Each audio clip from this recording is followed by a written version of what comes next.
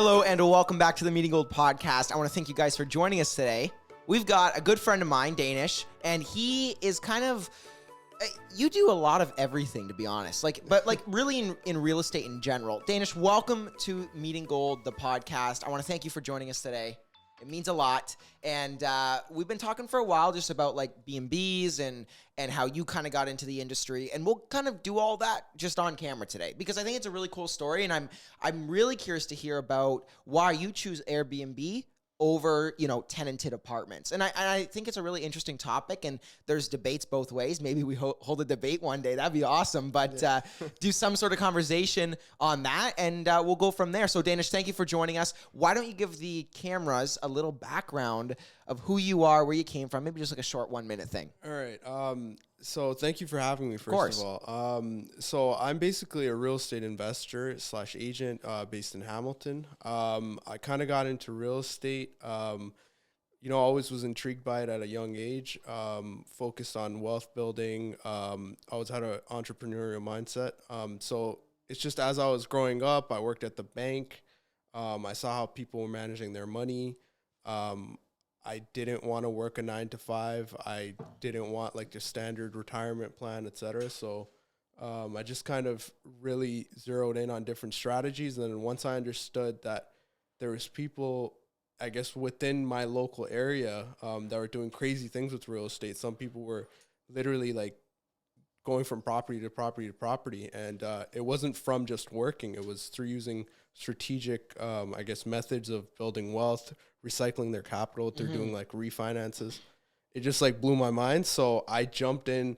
I'm just kind of like that, where like if I see something and I find it interesting, I just start taking action right away. Yeah, you're going to do more research to figure out how to get that done. And then I'll just jump in head first. So I kind of did that. And then funny thing about Airbnb is so I actually started real estate investing.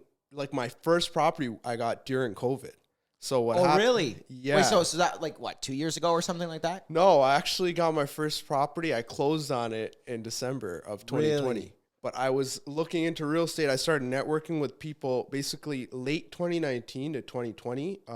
I started doing homework. COVID was kind of like a blessing in disguise because I was already working on getting my real estate license a long time ago. Right. But I never finished off because I kind of took a step back and had to reframe everything and see why I'm doing what I'm doing. And then I understood I just need to focus on this and just kind of have some direction. So I jumped into it. I understood the first property I got was in Hamilton. It's a market, it wasn't too far away, and I understood it was a major city. I'd been there a lot. Like I had friends that went to school there at McMaster. I had a friend who actually had a rental property there. So I always was around that area, and at the time I was in Mississauga. That's where my family was. So there's just like a 30-minute drive. Yeah.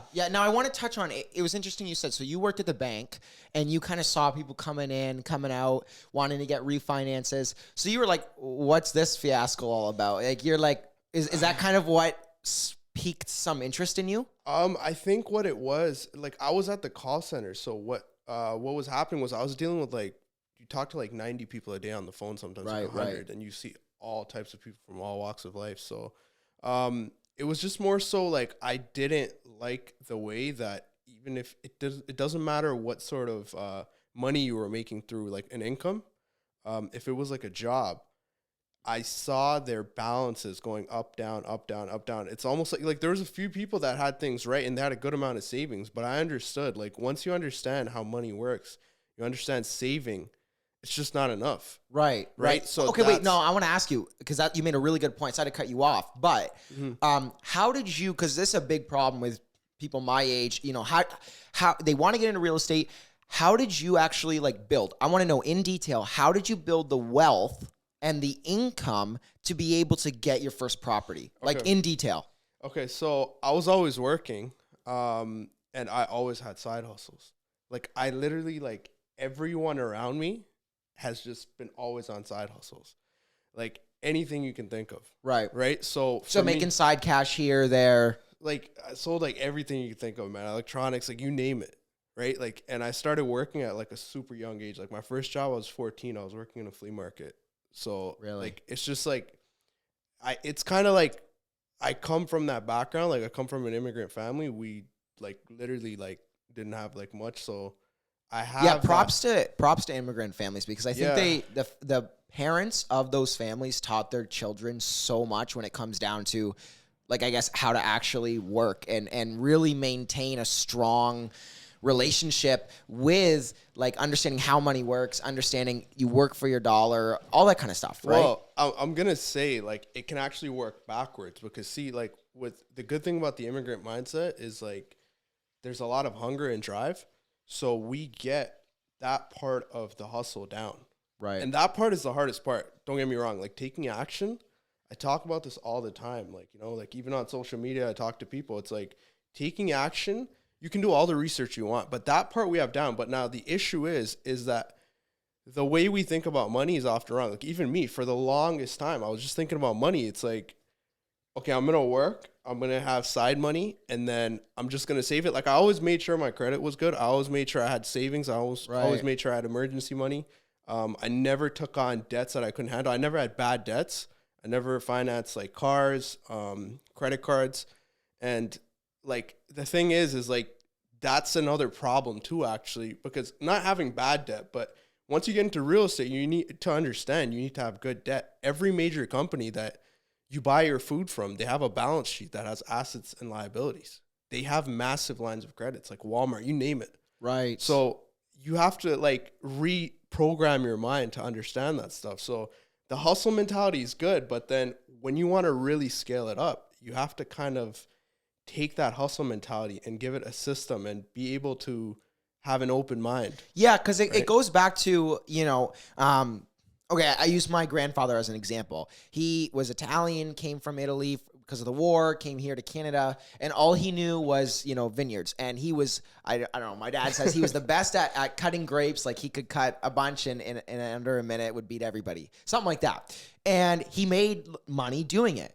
But it goes back to working smart. Like, how do you leverage the dollars that you make to make you more dollars? That's really how you, I mean, that's basic how you get rich 101. So you're saying how you built your wealth and how you bought your first property is just by saving a ridiculous amount of money through side hustles, all that kind of stuff. How much money did it, like, how much money was it for your first down payment did you have to put in? At that time it was still like people thought it wasn't affordable at that time, but it was like Now it's even got worse. Yeah. Now it's I swear to you, like there's bungalows that are selling in the same area for double. I'm like, it's not even just me like saying that.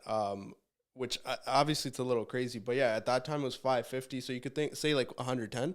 So you need about $100,000 to $120,000 around there to close and everything. Yeah. To close that. Now that's one thing, but then to qualify.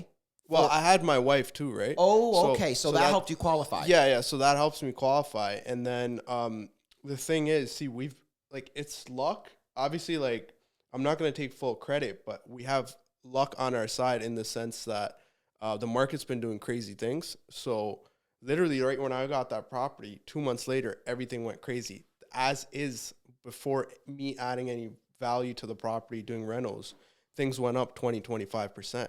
Now, when I go for a refinance, they give me 80-20, right? That's basically how they give you your mortgage. 80%, 20% rule. Yeah, basically, because they're giving you basically 80% of the money back. Now, if your property went up 20%, you basically got all your money back.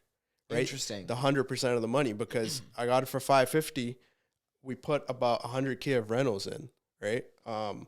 That property, it got reappraised low actually at 820. So we got all the money back, like every single thing. But we actually could have gotten more, which is a good thing, right? Like I don't mind it, because that means I still have a lot of equity left in my property, even on top of the mortgage amount. So that was basically like how we kind of like, I guess you could say we took action, and that did help us. Right. With a little bit of luck. So everything, right? Like, oh yeah, all the little factors, right? That kind of contributed to you being able to do this. It certainly is tough when, you know, like if you didn't have that solid increase in that home, you wouldn't have been able to refinance it, get your second property. It does slow growth, which is, you know, that's it kind of stinks that it slows growth. But at the same time, you were still able to get into the market. And I think that's the number one thing that a lot of people just say is just get in. Well, I do want to touch on that.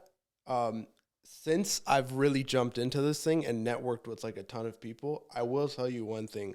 Saving and trying to get that down payment, it's not the end all be all. There's people that are younger than me that are getting deals by literally just hustling, because there's one rule in real estate that anyone you talk to understands. Any good deal can be funded. So that means if you have no credit, you're 18, you have just a solid deal. It's hard, obviously, because you need experience. You need to understand how deals work. But if you go get a solid deal where basically someone can add value, add units, add rentals, and get their money back, I guarantee you there's going to be someone who's willing to fund that for you, partner on it with you, and basically get you that property in your name and their name, right? So you can actually get property. Now, there's a lot of obviously things that are said about this stuff, and a lot of people think it's like BS, right? Like, oh no, you can't get no money down properties. But those are the people that never take any action, right? Well, see, they're not completely wrong, because a lot of time, like, look, I could sit back and be like, hey, I worked so hard. It took me like this many years to save money and so many experiences, like, you know, but the reality is the world's like a big place and things change over time. So you have to accept that. There's people I actually know that didn't have any money for their down, but they just hustled. They found properties. They partnered with people. They flipped properties. They made like 50, 100K, like money they've never seen before. And then they went and reused that. The thing is like, that's what I'm saying. Like, taking action, it basically like trumps anything. Right. Any amount of money, if you just take action. Because the one thing that I've realized working with a lot of investors, because I always like to ask investors, anytime I'm on a shoot, I'm asking them questions, right? You know that. I mean, we talked, we had to do a second shoot because we were talking so much, right? My fault, but I learned a lot. So I want to ask you, like, one of the things that I found with investors is they're always looking for a good deal. Always. They really don't give a shit who or what, or they just want to know if they can make money off of it and how complicated is it going to be. And that's the number one thing I've learned about investors. So, you know, it is actually motivating to hear that. You kind of say, you know, if you just take action, even at 18 years old, you really can make something happen. And it's definitely possible. It's just, you know, do you actually take the action to do that? So now I want to kind of ask you, you transition from the bank to now working basically full-time as a real estate investor, helping people manage their properties, buy and sell, all that kind of stuff, duplex conversions, the whole shebang, right? So you transferred from the bank to real estate. What was that transfer like? Was it a big jump? Was it like your wife was saying, how are we going to pay the bills next month? Or was it kind of like, yeah, go for it, you know? Like, what was that? Like, the thing is, I always had, like I was saying, like, I had side hustles, so I was, like, flipping cars, I always had money on the side too. So it's like, it wasn't a big deal. You know, like, I was always prepared. Like, I always had that mindset.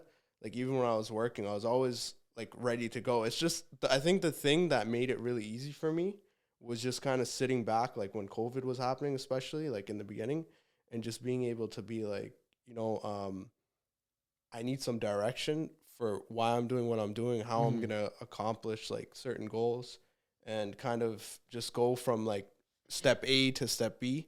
So just like being able to have some clarity, it really took it to the next level. And it sounds like that, seeing people come in, kind of seeing how much money they're making off of real estate, or just seeing their strategies, it really piqued your interest. And like it would everybody, because it is a really interesting thing to do. You were obviously the person in the bank that wanted to take action. You know, I think a lot of people like the cushiony type jobs, and there's no problem with that, because the world wouldn't run without those kind of people. Yeah, right. The funny thing is with that, like, I was always investing too in other, like, I had stocks, I had like crypto, like early on, which obviously helped a lot, because like I did see quite a bit of appreciation from that. So it's funny, when I was at the bank, I had a manager, right? Like, shout out to him. He was a young guy too. He's a hard worker. And I used to tell him like about crypto back then. And then he was like, I wish the way you talked about this stuff passionately, like you would have the same amount of passion for the work that we do here. And I was like, the thing is, I you know, when you hate your job, yeah, you just like drag your feet. So like people think that's just who you are in all aspects of life. Oh. You didn't understand that, like, you know, like I'm actually invested in this, and down the line, I reap the rewards. That's you know what you really made me realize something, because you're right. People, when you drag your feet because you hate something so much, people really think that that's who you are as a person. It kind of brought me back to like grade 10, grade 11 for me, high school times, when my teachers were like just like horrible to me. Like they would kick me out of class. They wouldn't let me talk. They hated when I talked. They told me to be quiet. I didn't understand anything. They laughed at my questions. It all like that kind of stuff. I dragged my feet. I hated it. I'm sure people I know people thought, oh, you're not going to do anything. I had the same thing, man. Like I was terrible. Like, when I came to school, like I sucked at school. I got in trouble, like everything. Like if you met me in high school, you wouldn't think that I'd be here. Honestly, like, you know, I was a different person. But the funny thing is I managed to do decent, like towards like, I guess like grade 12, etc. So I got my averages up to a point where I got into university. In university, I was actually doing better than I was doing in school. Interesting. Did you feel like it was a little bit more geared towards what you kind of wanted to do? Because obviously, like, I know working at the bank, you realize it wasn't something you wanted to do for the rest of your life, but, you know, you're a money guy, right? Like, you like money, you like managing money, you like seeing it come in, come out, where it's being spent. You got that business mindset. So it's obvious that I think it kind of geared you more towards managing money. And I think that's a number one thing that a lot of people need to understand is how to manage their money properly. Yeah. Did the bank kind of help you learn that? Well, you see how people spend their money. So you'll have people call in. Like I had a lady call in, and like she was getting a decent amount of money. I still remember this. And she had a BMW, like I think it was like a M4 or something financed, okay?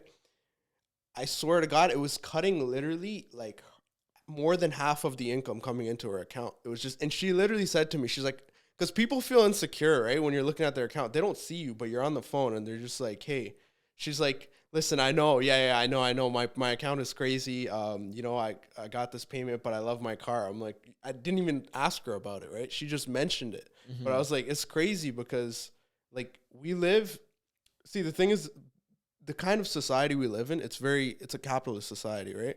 Like, you can easily become a consumer. It's very, very, very easy to be a consumer. It's just, you just have to sit and everything around you is trying to sell you something. So you can partake in that.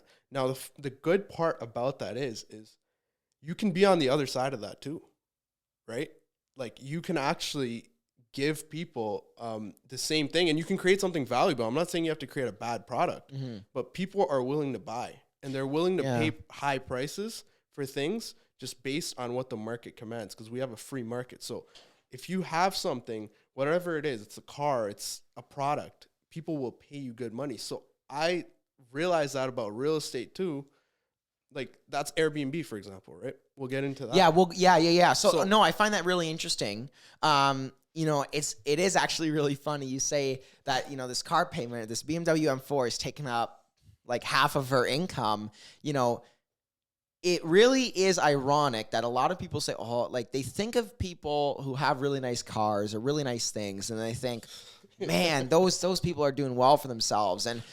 And one of the biggest things I say is like, you know, maybe they are, but you have to ask yourself, are they really being smart with their income? Are they being smart with their money? Do they know how to manage their money? I know guys that are driving around in Mercedes and all their money's in crypto.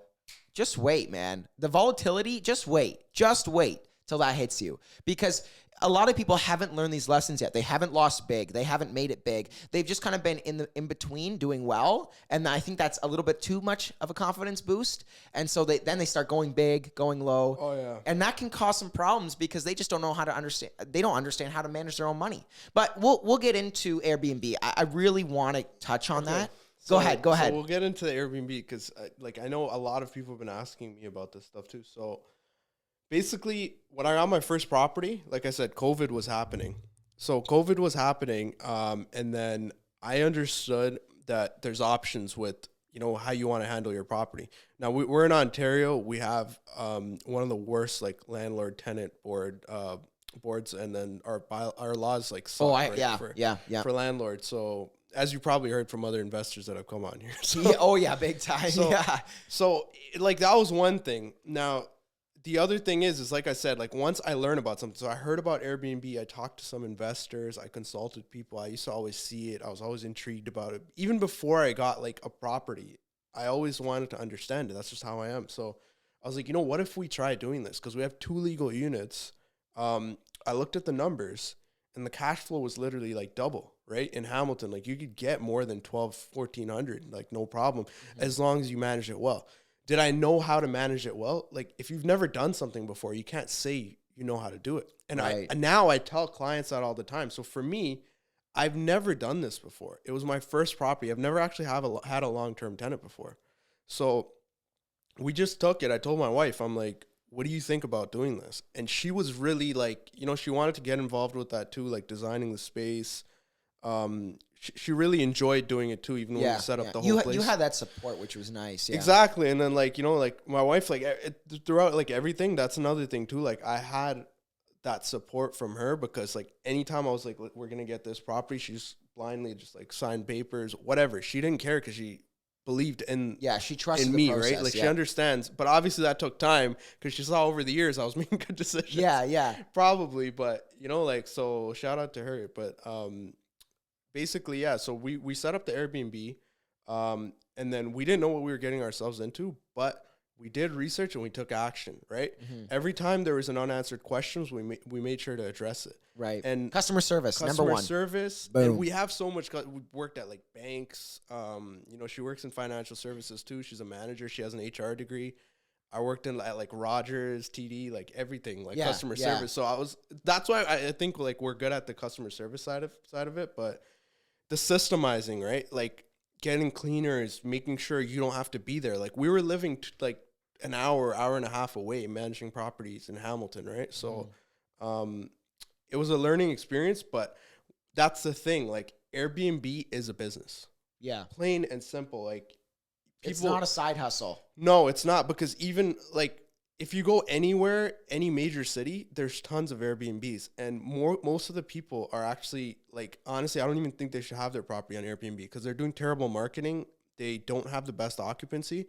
So to them, that cash flow is good enough. Like to me, if I'm putting in that effort, but that's what it goes back to, putting in that effort. And the number one thing you said is cash flow. I think now, I didn't really realize this before, but there's like 2 sides to the Airbnb story. Is the guy who does it like kind of on the side, like as a thing, he says, oh yeah, it makes okay, like, income, but they're not super hosted. They don't have 5 stars. They don't respond to every review. They don't have the proper amenities, free Wi-Fi, whatever it is, those little things, right?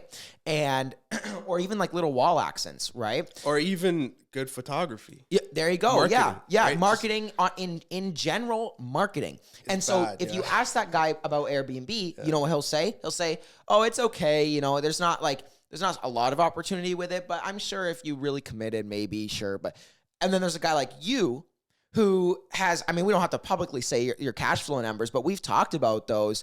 You're cash flowing like double, sometimes triple what a tenanted unit would be. Yeah.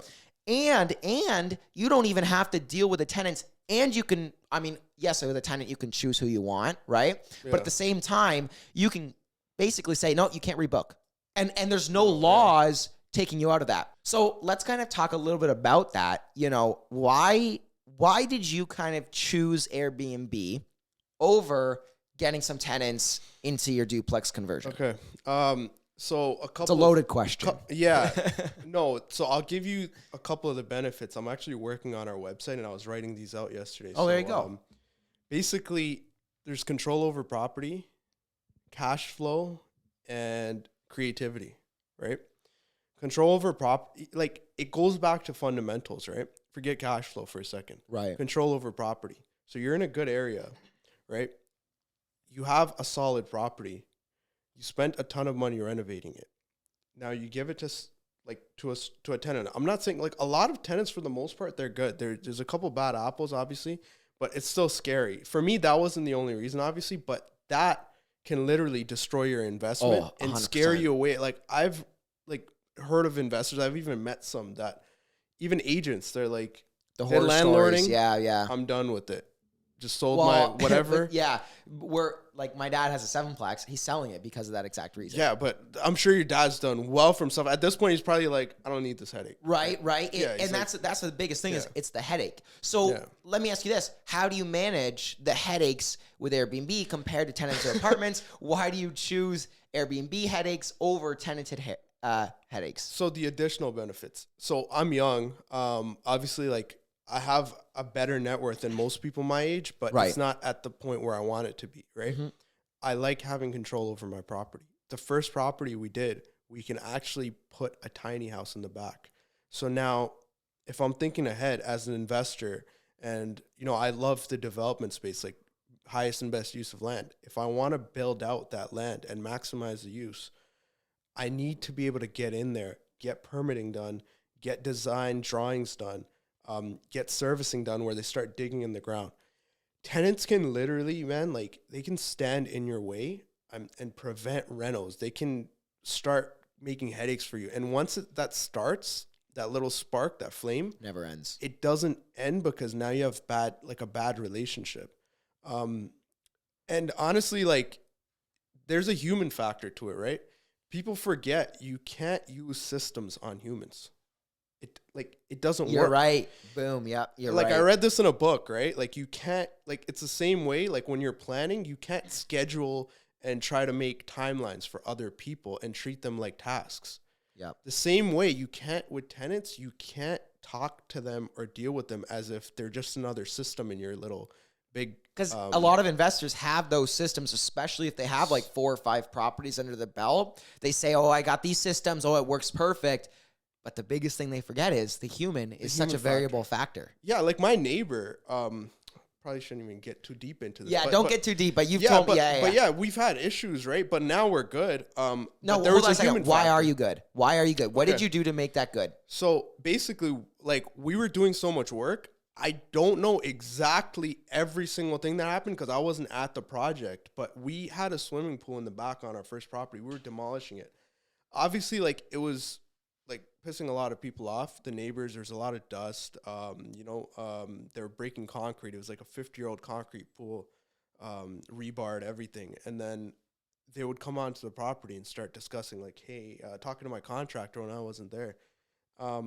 So I knew I had 2 choices. Like, I could be upset about it and be like, why are you coming on my property? You know, we're doing everything by permitting, blah, blah, blah. Then I understood. I'm like, let's take a step back. These people are probably going to be living here for the next couple of years. Yeah. I'm going to have a property here. We have to deal with each other. And I literally met all of them and I said that to them. I'm like, look, we have to deal with each other. Like, I'm not leaving. I just got this place. I put in like $100K into this, right? Yeah. I'm not going anywhere. So, and you're not either, but we don't have to treat this like it's, like, you know, we don't have to like not like each other. Like, I'm sure, because a lot of times too, when you talk to people, man, like, behind all the, like, the tough layers, people are nice. Like, those same neighbors, sometimes they call me when there's issues now. Even they know I run an Airbnb because I was fully transparent with them. I told them, like, listen, benefit to you is if you don't like someone that's staying here, they probably won't be here long. Yeah, because you probably don't like them either. Yeah, imagine I put a professional tenant in here. They could be a lawyer, man. And now they start doing things that you don't like. And you're my neighbor, you can't do anything about it, and neither can I. Versus if I'm on Airbnb, someone does something that's out of line against our rules, they got to go. And they'll be warned. If they don't leave, then, like, you can legally get them off the property. And I'm insured for that, and it's just so much more coverage. It's better for my neighbors. Because if my neighbor says, hey, these guys are throwing a party, if it's a long-term tenant, I'm going to be like, sorry. Like, you know, I'll try to talk to them, man. Yeah, like, hey, can you be quiet? I can't do much, but if now on Airbnb, explicitly put in the rules, no parties. Be like, thank you for letting me know. I'm going to address this. I'll call them. They don't answer. I'm sending someone there. If there's an issue, right, they'll be legally, they'll have to leave the property. They have to. Yeah, right. Because of Airbnb's guidelines. Airbnb, just the laws too, right? The same laws don't apply as long-term rentals. And we screen our guests really well. Yeah, we screen our guests, even though, especially the long-term stays. When someone stays for more than 28 days, they automatically become a tenant. So for those type of people, even if they have 5-star reviews, I'll still go the extra mile. Like I'll dig deeper. Like, hey, tell me about yourself. What's going on? What are you doing in the city? Like, is there any specific thing you're here for? Are you working? And then they'll tell you, I'm going to this school. I'm taking this course. I want basically like this is what I'm trying to do here right now, right? So I'll look at those answers, and if there's something weird about it, I'll basically I'll take a step back and I'll ask even more questions. Right. If I get a good response and I think they're good, and I factor that in with the reviews, I'll basically approve them. But yeah, no, I find that really interesting that you kind of touched on, it allows you to have control of your property, which sometimes I think like the tenant rules surrounding like Ontario and being a homeowner and then renting it out, or, like actually providing a lease to somebody, you are so like, people hate you. Like, it's like you're in the wrong. When you're supplying the home, you're in the wrong when a tenant isn't paying the rent. Like, how? And you can't do anything about it. So what I love is, you say about B&B, tough, man. you were showing me the one time. You said you had a guy booked in for, like 4 months. 4 months. He's there right now. So you say, now let's get into bylaws, because that's a big one that you are concerned about, but you know ways around it. You know how to, I guess, play within the rules. So one of the things that you said was, listen, they're starting to limit like short-term rentals, and a long-term rental is defined by anything over 28 days. Is that correct? Yeah. So in Hamilton, we're good, but in other cities, it's over 28 days. Like places like Mississauga, Toronto, what I've been seeing people doing, because their short-term rental laws are honestly terrible. So in those areas, you're out of the short-term rental bylaw fold as soon as you go over 28 days. So people will take luxury houses that would rent maybe like $3-4 grand a month, and they'll put them at like $200 a night and only monthly stays. If they even get like, let's say 70%, they still do well. Right. And they're still got that appreciated property. Yeah, because they're probably charging like minimum like 5-6 G's a month, right? So I guess in real estate investing, am I right in saying that this might be the number one rule, is that you obviously want your property to appreciate, right? Mm-hmm. That's the number one moneymaker, especially in a market like this. You're never going to get the amount of rent that that properties have appreciated over the past 2.5, maybe even 3 years, right? Now, how do you cover your expenses through the time of appreciation? Is that kind of like the rule 101 of real estate? It's allowing your property to appreciate, and at worst, not allowing your expenses to drown you. Okay, so rule number one is your expenses, just like any other business, you need cash flow, meaning your expenses need to kill themselves based on the revenue that you're generating, right? And then anything over that is profit. Right. Now, in real estate, you need extra cash flow because you have unforeseen circumstances, like, something with the property, like something needs repairs. So that's the cash flow side of it. Appreciation has been a gift. So think of appreciation. Interesting. Okay, that's how you look at it. Yeah, so if you speak to some people that have been in this industry for like 30 plus years, we've had the time in the 90s where things just went crazy. People were just selling everything. Interest rates were crazy. And no one has the crystal ball. We can't see the future. But the thing is like appreciation is great. It's a blessing, but it's not a business model. Business model is having a good asset that produces good cash flow. It's in a good area. It has good fundamentals. In real estate, the strongest thing that you can have fundamentally, right? Like it's like an old saying, location, location, location. So you need to be in a good area that has good fundamentals, a good economy. It has good employers, et cetera, right? Now that, whether you have cash flow or not, that will withstand any fluctuations, right? Right. Interesting. Like when you're going, like I tell people all the time, cash flow you can get in any market, but if you're getting strong cash flow in a market, whether it's through Airbnb, whether it's through long-term rental, it's a blessing and you should take it. Why? Because markets have different time periods, right? Right. They go through fluctuations, like up, down, just up, down. Volatility, right? It's just part of the game, right? Part of any business. It's part of the whole economy, actually. So just understand that based on fundamentals, the real estate asset class, you need to be in a fundamentally strong area to be able to withstand the fluctuations. Right. When you're in a weak market, when things go down, they get hit first. Right? The ones that don't have a lot of cash flow. Because right now, like a lot of smaller, like tertiary markets, like, you know, not like Hamilton, not Kitchener, but like even other areas, they're seeing a massive, I guess, like amount of investment, right? Not saying like there's like those areas are bad or whatever, but I'm saying if things go down, those areas people usually back off from first, right? Especially if they don't have strong industries. Like a lot of people are saying, I don't mean to throw this under the bus, but like Welland or like those kind of areas who, who have increased over the past 3 years, which is fantastic because of the amount of investors in those kind of areas. But I talked to a guy the other day, actually, a good friend of mine, and I mean, he's very experienced in real estate. He's saying is that if the market starts to take a dip, if he doesn't think it will, but if it does, like you said, areas like that with a lot of investors will take a bigger hit because they rely so heavily on cash flow. And not every investor's smart, right? Like you can't say, I would maybe say that 50% of investors have proper cash flow. The other 50% are just counting on appreciation and kind of surviving by the month, paying their mortgage.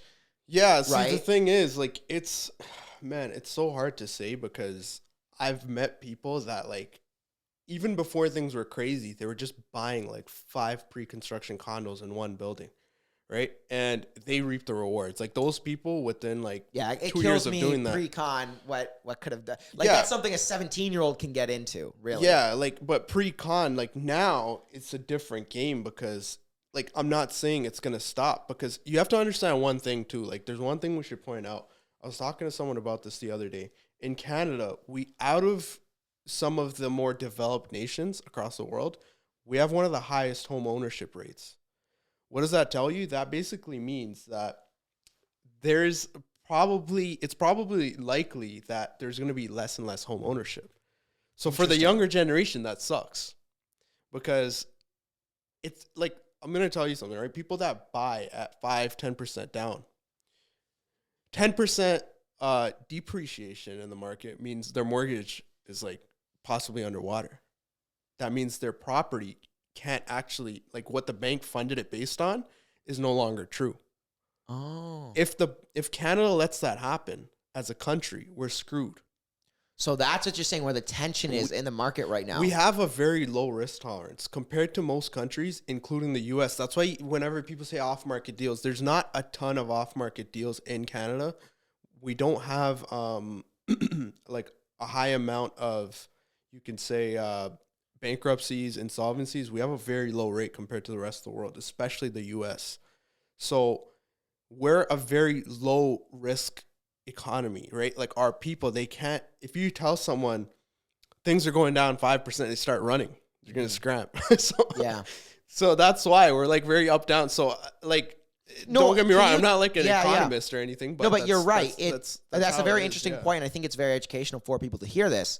So can you explain that a little bit more in depth? Is, you know, if the bank qualifies you at 5%, because I'm around a lot of realtors, and they're always saying, you know, you want to get into home ownership. Of course, it does benefit them, but two, you do want to get into home ownership. That's kind of a goal for everybody. However, they're saying, you know, 5, 6, 7, 10% down. And I'm kind of thinking in my head, like, you know, that sounds all great. Like, okay, now you own a home, but that 5%, that's something that the market could dip. But see, the thing is the banks, they're coming on really strong now, right? Like, so they changed their ways now. Like, what the lending criteria was, from what I've heard, like 10 years ago, it was a joke compared to right now, right? Because they get more and more strict. They have something called the stress test. The stress test is basically they're qualifying you based on things getting worse. Right. They're not qualifying you based on right now. So it's a good thing. And that's why it's hard to get a 5% mortgage, right? But you can get that. Obviously, talk to your mortgage broker. But the thing is, my point, the reason why I was saying that was because you're not going to see a mass dip, or like things might slow down.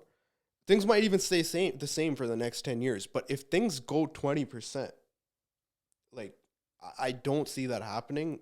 Why? Because when that happens, it's like blood on the streets. It's like the stock market crashing, like everything. Yeah. Like our whole economy, the stability it has. If real estate took a crash like that, we're not like the US. We haven't experienced things like that. Right. You know what I mean? Like that's not, I don't know if we'd be able to like handle that. Okay, so I'm going to ask you a question for a good teaser clip here. Josh, make a note. Is Canada in trouble with the current real estate market that it's in? I don't think so, as long as the government continues to pump money in, which is a bad thing. And I think they'll keep doing that because they can't afford to let the country go down. If real estate crashes, it's now, like, what does that mean? What does that mean? I'm asking you some challenging questions, but they're good. What does that mean for inflation then? Inflation's already here. Look at the gas prices. I paid $100 to pump up my car. It used to be like, I think like 70, 80, not even 2 years ago. So that's one thing. Might be wrong, but food prices, construction, since we're in the real estate industry, people are getting quotes for double what it was before COVID. I've gotten that. Materials, everything, anything with manufacturing, distribution, it's gone up like quite a bit. So if you were, okay, so this is a fun question. If you were in the government right now and you had total control of the situation, what would you do to fix, or I don't even know if the fix is the right word, but I guess soften the blow of what's to come, I think. I honestly almost feel like the government is playing it by ear. It's right. Not because they don't know, like we have so much investment coming in. Like it's weird, right? Like I said, like I'm not an expert, but just based on the trends in real estate, even when the prices go high, there's buyers. Man, like I was telling you, my property, there's a property right by mine with way less, I guess you could say, like lower quality finishes. Okay? Right. I bought mine at $550 with good finishes. This place has like terrible finishes. It's a good property, but sold for double. But someone's paying for that. There's 20 guys. There's 42 offers on that. That means there's 42 people ready to pay almost like 30 to 40% more. Right. All the way up to 100% more, which is the guy who got the property. So what is this craze of getting into what is this craze that investors, or I guess just very wealthy people, have to buy these, I guess, almost not ship properties and turn them into something good? What is this? It's a mix of FOMO, low interest rates, and honestly, just like people wanting home ownership, which honestly, I think everyone does deserve the opportunity to, but at the same time, we got to stop like entertaining this idea of like just giving everyone and anyone assets just because they exist. Right. Like, look, like I come from an immigrant family. My parents didn't own. You didn't have anything. Yeah. We didn't own a home until like probably I would say I was 14. They always say that's why they always used to we weren't say, entitled. Yeah, it was the American dream, like to just own a home, and because it used to be like, I'm gonna work, I'm gonna save for my down payment, I'm gonna own a home, and investing and I guess the BRRRR strategy in general was such a finite part of the real estate market, right? And now it's kind of, people have started to catch on, and over the course of I guess 30, 40 years, right? Mm-hmm. Since the 90s, people have started to catch on and like realize how much money is to be made here. I feel like, do you think a lot of people think that they can't lose?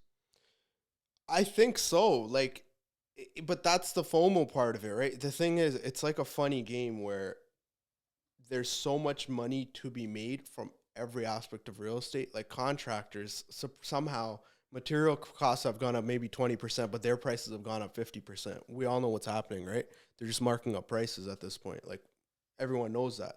So it's like there's money to be made there. Lawyers' fees have gone up. They're charging more. Mortgage rates are low. So now, everyone kind of gets a little piece, right? Mm-hmm. And including like homeowners, like I said, I think it is from seeing the mass appreciation. People are kind of just looking at it and going, wow, like, this could be me. And I've talked to people, like, I know I have friends, family that like I've had that conversation with, but that's not like guaranteed. That's not the best investment strategy. But I mean, like, I'm not one to stop people from jumping into something, especially if they're taking action, like I said, because if you're someone who takes action, man, even if you make mistakes, even if something happens to your property, right? Like, this is another thing people don't understand, right? Like, where we're at, man, like, you can make mistakes and be okay. Yeah. Yeah. Right? Like, you don't have, like, especially if you don't have kids, you don't have major responsibilities right now, like, you can make mistakes. You can even go bankrupt and recover from it. There was a great story that a gentleman told me. Shout out to Mr. Somerville. Thank you for this one.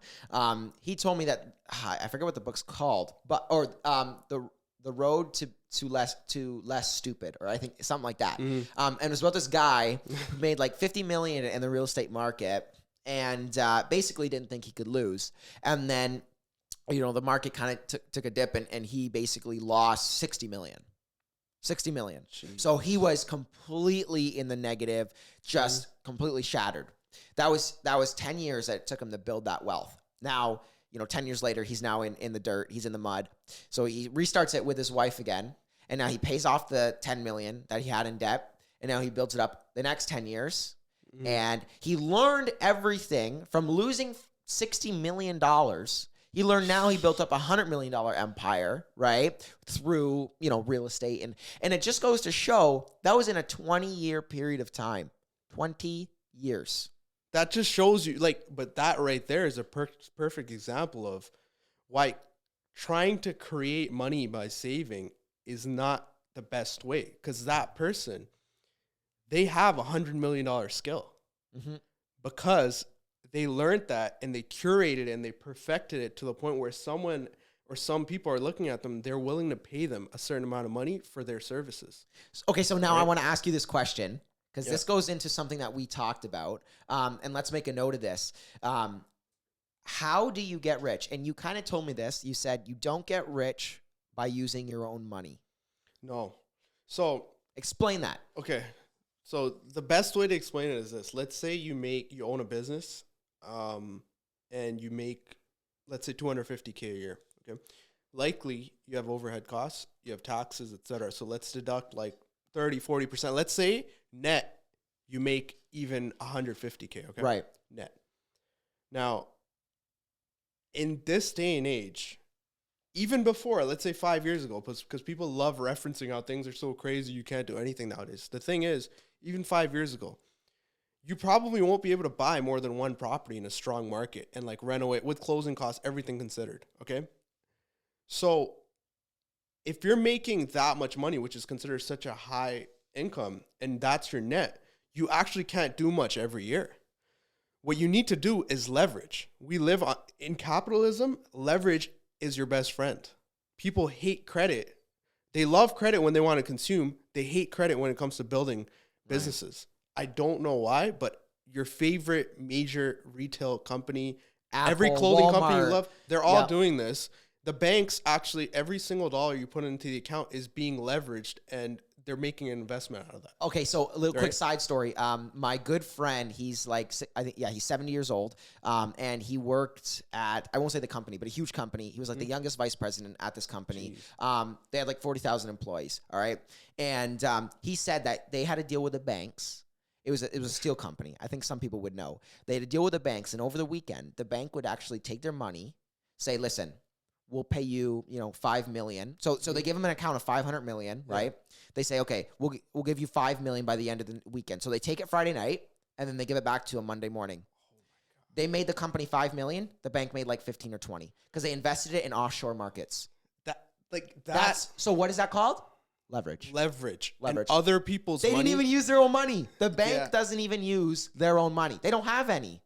No, because once you understand how transactions work in, I guess, like just this market, you understand that your money is not good enough alone, right? Like every person I've met who's doing this at a high level, or they're doing any business at a high level, they're not using their own capital, and they're not using just their own capital, even if they are, right?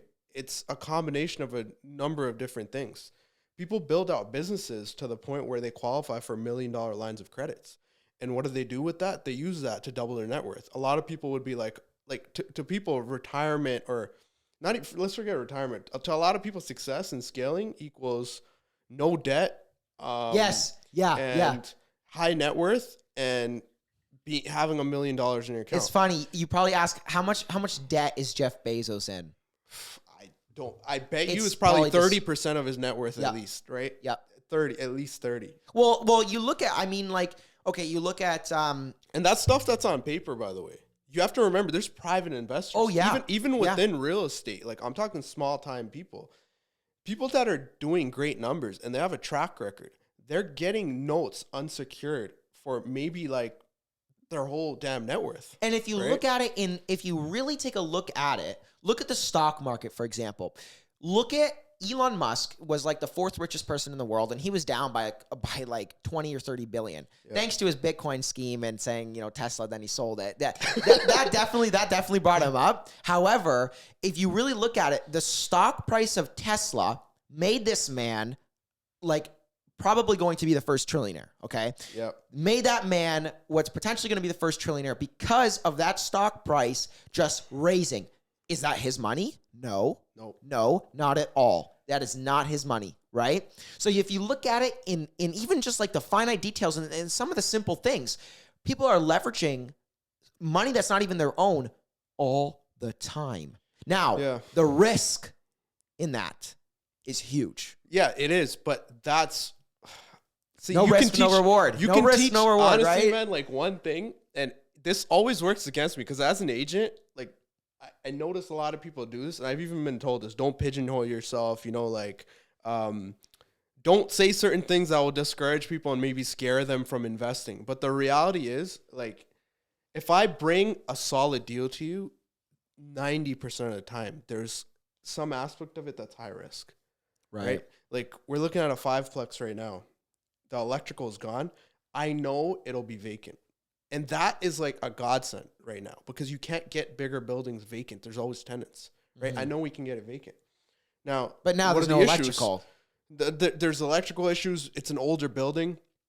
You're going to have to address that. Maybe financing will be an issue because on those type of properties, you can't go to a standard lender. But the money's there. The reward is there. So let me just take it back, right? Yeah. The thing is people do not like to take risks and they still want the reward. And honestly, in this business, if you're trying to get into investments or in any business for that matter, you need courage, right? It's so simple. Like these things, taking action, having courage, they can't be taught. You can't go to any seminar. There's not any guru. There's not any book. There's no podcast that will teach you that. Mm-hmm. Yep, no, that's true. It's because true. It's the same. You got to grow some balls. It's this. You literally got to grow some balls, and no one's gonna teach you that. Yeah, Yeah. Someone should have taught you. No, yeah. No. You are 100% right. It's true because it's honestly, think about it this way, right? Let's say you had it was your last dollar, right? And you basically had it right in front of you.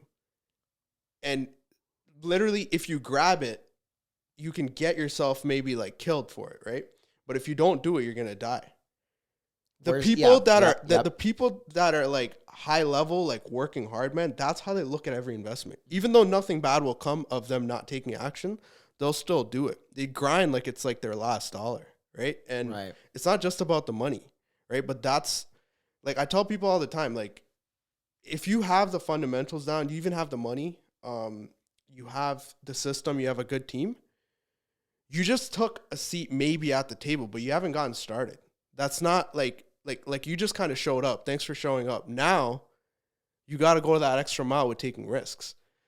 It doesn't matter if you're if you have 100 mil, if you have 1 million, if you have 100,000, you have $10,000. Everyone you see, whether it's the people that are doing really well and they're on TV, they're not comfortable with just being okay. Mm-hmm. Yeah. When they have 10 million, they're probably taking a $2, $3, $4 million risk. Yep. Right. If it's $1 million, it's a couple $100,000. If it's 10,000, some people that I've met, they started with 20 and then they literally were negative. Yeah. And then it worked out for them. Because how else do you catch up? You got to leverage. You got to use debt. You got to use everything you have. So you got to put your all in there. You can't say, okay, I'm down here. I want to get up here and everyone else is here, but I'm only going to put like a small portion of my money and my energy into it. Why don't you put everything, right? And then leverage it, and then people will notice you. Yeah. And then you might even get some assistance, and you could slowly work your way up because people are always watching, man. The greatest thing you can ever do, and how you will become, how anybody will become successful is who is the best at leveraging. Yeah. Some people say that's an effed up thing because we live in a bad country that allows for that. It's sick in its twist. How people do it for free all the time. Yeah. But you know what's funny about that, man? Like, just touching on that, it's bad for me to leverage my resources and use my money, and it's considered, I don't know, like capitalistic. Yeah. But you're taking advantage of people. But it's okay for people to be like, hey, like, I see you're doing this. I just want to talk to you. And it's like, you want me to give you access for free. Yep. That's also leverage. Or and you're doing it for free. And something I don't even know you. And something as small as they go to Henry's and they want to buy a camera, but they don't have the money right away, so they want to lease. Yeah. That camera. They want to pay 0% financing. And who's taking the risk? The company. Yeah. But no. We don't like leveraging. No. It's funny, right? Because it's the same thing, but people will not do it. Like I said, people love being consumers and people love taking the seat, but they don't want to do the same thing when it comes to building themselves out and just taking risks. And the biggest advantages is that's how the economy and that's how society has stayed sane, is because there's different people. Not everybody's like you. Not everybody's like, somebody who's working 9 to 5. Not every but every single person complements the other people. You would be broke. You would be broke if you didn't have an employee that works from 9 to 5 in an office building at an accounting firm. You wouldn't have a tenant. Do you know what I'm saying? Like, so it goes both ways. It's like an ecosystem. And touching on that, man, like, there's a book I was reading, Gary V, Crushing It. Yes, I love that book. I read it. So you remember the part where he says, passion is going to drive this, right? Yep. And when you're working super hard, you need that, because when things get tough, you need to keep going. And he was talking about basically people, like, if you want to achieve, let's say you want to do good, okay? You can do good if you literally just work a 9 to 5, have like a decent retirement plan, live below your means, save a little bit of money, right? But now, like, if you want to do great, you have to go that extra mile where he's like, you can't have leisure time. Right. And he's like, listen, like, he's like, I'm not saying that you're not going to do well, you're not going to be okay. But he's like, if you want to compete basically with like the big dogs that are killing it, you're going to have to basically put everything aside, put your all into this, maybe lose a little bit of sleep. But the thing is, you're still going to be okay with that because it doesn't feel like work. It's true. It's true. And that's honestly, like, anyone, like I'm saying, like, there's traits, man, you see when you start meeting people that are like just doing this thing at a high level. You never, like, you could look on their face and tell it doesn't feel like work to them. And they're so passionate. It's not even about the money. People like making this thing about the money. But the thing is like, it's so much bigger than that, right? Like, even Airbnb, it's not just a short-term rental platform. Like, I tell people all the time, we're getting people that would not get a 4-month lease. No one's going to give them that because landlords have their own opinions about short-term stays. They're like, oh, you just want to be here for 4 months. What? Like, let them stay for 4 months. What's wrong with that, right? But we're solving that problem. We make literally a click of a button. They have their reviews. It's such a good system. It's optimized. They can literally just book. And it's allowing people to get into home ownership or something like that, because if they need like some short term, I got to stay someplace for 3 months, and grandma isn't around to allow you to do that. Well, where are you going to go, right? But listen, brother, we've spent so long today on this conversation, but I got to be honest, this is probably one of the most detailed podcasts I've ever done in terms of how real estate works. So I really appreciate you coming on and talking about that. Where can people kind of follow you, get in contact? Instagram, I'm on there, danishrlt. So usually, if you just reach out to me, DM me. I'm usually like, that's number one platform I'm on. I'm trying to expand TikTok, etc. And YouTube. We're getting there. YouTube as well, right? Thanks to Sam, like I'm getting on my my videos. There you go. We've got a good plan coming along, so I'm excited for that. But brother, thank you so much for coming on, and I hope you guys learned something. I don't know how you wouldn't today. I think we're going to title this podcast "Leveraging Your Money," or like how to get rich without your own money, but something along those lines. I think it'll do well. So thank you so much for joining us, everybody. I really appreciate it. We're going to see you in the next episode. Cheers. Thank you for listening to this week's Golden Guest on the Meeting Gold podcast. If you learned something from today's episode, make sure to check out our other content on Apple Podcasts, Spotify, Instagram, and YouTube. Also, make sure to leave us a follow while you're there. Thanks, and have a golden day.